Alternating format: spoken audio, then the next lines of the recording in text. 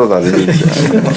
سوال تو ہے لیکن مطلب چھوٹا ہے. یورپین کرنسی سنگل کرنسی کے موضوع آج کل بڑا ویسے زیر بحث ہے. حضور آپ کا اس بارے میں کیا خیال ہے؟ میرا خیال یہ ہے کہ بڑے غور فکر کے بعد اس پہ فیصلہ کرنا چاہیے کیونکہ اس میں ان قوموں کی جو انفرادی شخصیت ہے اس کے مجروح ہونے کا خطرہ ہے.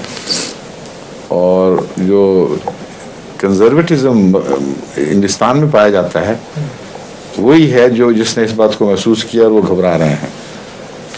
ورنہ یورپ میں جو مثلا جو بڑی قومیں ہیں اقتصادی لحاظ سے ان کے تو حق میں یہ بات جاتی ہے. جرمنی مثلا اس کی پوری طرح تائید میں ہے. فرانس بھی غالباً تائید میں ہے. کیوں جی میرا خیال فرانس بھی ہے کہ نہیں؟ اچھا وقت ختم ہو گیا. السلام علیکم. خدا حافظ.